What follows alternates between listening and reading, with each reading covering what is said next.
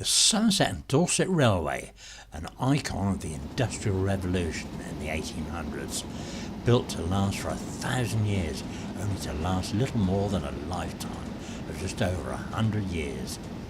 All that now remains are platforms waiting for trains that will never again return to Shillingstone, Stour Pane, Blandford Forum, Charlton Marshall, Spetsbury and Bailey Gate. Somerset and Dorset tradition went deeper than a coat of paint, as Keith Sloper records.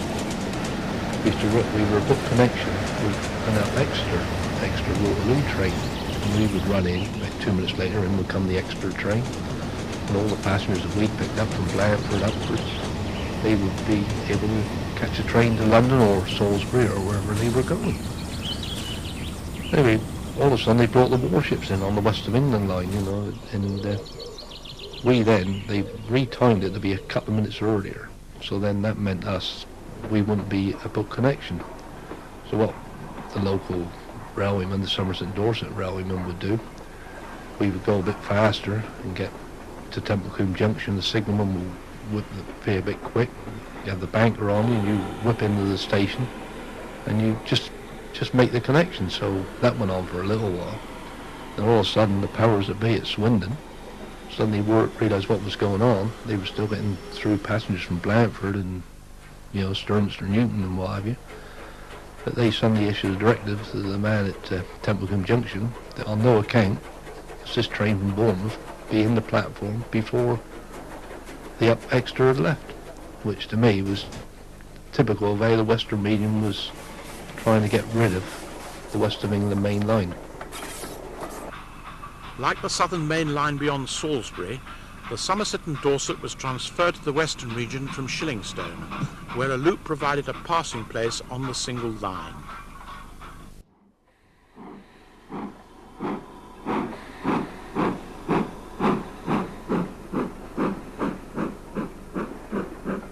The old road closed to passengers in May 1964, though freight continued. Westmoors, turn off left if you come from the Bournemouth direction. And then that was countryside right the way through. There was, well, you hardly saw any building at all.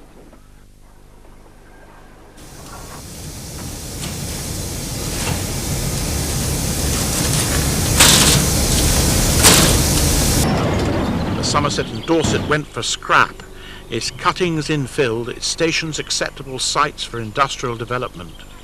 In 1967, I was a driver at Eastleigh, and they were taking up the S&D then, like at Shillingstone and all that, and they were loading it on wagons and sort of gradually heading south, taking it up. And that was quite a sad day, really. I had to go to Blandford with a Crompton and pick up a load of rails and stuff that they loaded up, you know, and take it up to Eastleigh. That was the last time I ever went up on the S&D.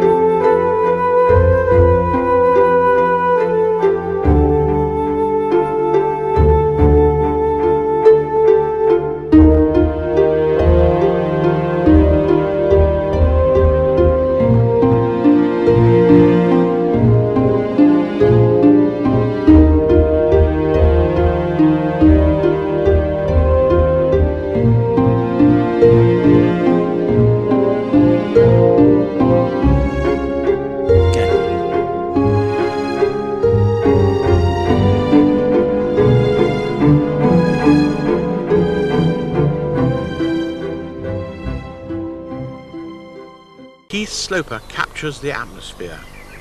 Rolling mill station, that would come the signalman and have a yarn about his onions or his potatoes, and you know, so talk about a bit of gardening. You know, it's incredible over there. It was more of a family than not. You know, although at Bournemouth I think we were a family in lots of ways, but over there I think it was a real family. You know, and, but you get down through Sturminster and all along there, Sturminster, Newton, you follow the river down, like, you know, it's always sort of a pleasant sort of area. You know, so I think they're paying us to do that. You had the automatic catcher, change his tablet, put that out. I mean, the health and safety would never allow it today. You used to have to hang out the side with a tablet in one hand, hold on to the other hand, and you were still rattling along about 75 mile an hour, and put the tablet in and then wait for it to change over, hoping that you were going to catch it. Because if you didn't, you were about a mile down the track and had to walk back, you know, to meet the signalman coming the other way with the tablet in his hand if he found it. Because sometimes when you hit it, it would go anywhere, you know, and if he wasn't watching it, it'd take him 5 or 10 minutes to look for it. I do believe there's a story that once it bounced and they never found it. And it was found about 3 weeks later in a wagon somewhere, you know, way up north.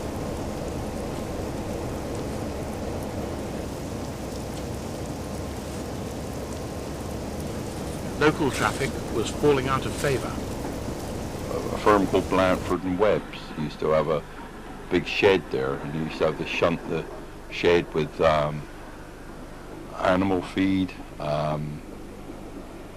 fertilizers. They used to do all agricultural stuff, and at certain times of the year you'd have a whole train, 30, 40 wagons of fertilizer come in bags, all bagged up in these box wagons. One of the shunters at Blanford, Ginger, he knew the owner and all that of Blanford and Webb's, and they had a letter from the old British Rail saying that they could still have their fertilizer, but they would have to go to Poole to collect them. The trouble was that, like this chap said, if he was going to do that, he just as well buy lorries and go to Avonmouth and collect it.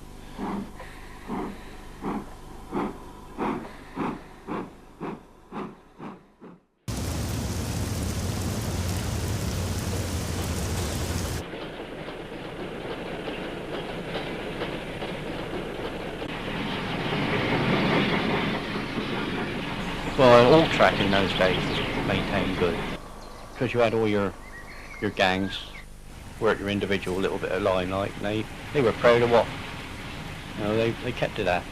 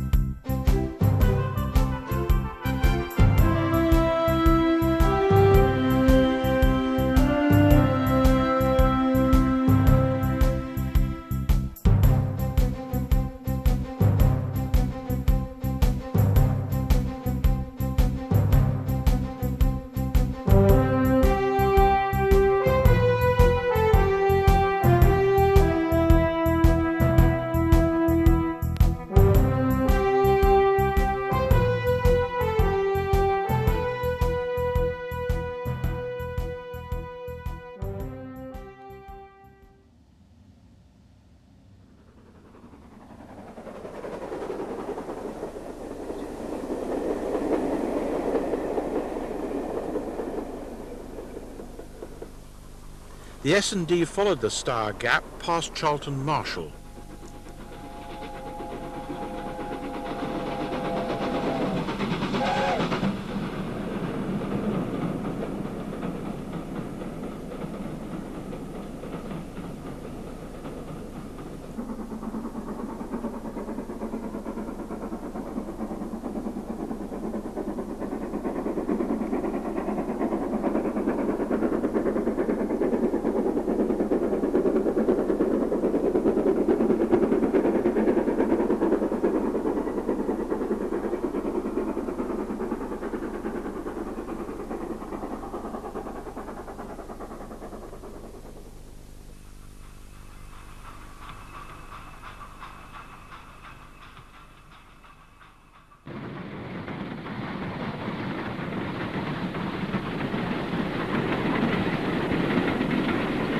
The working partnership between the LMS and Southern was continued after nationalisation.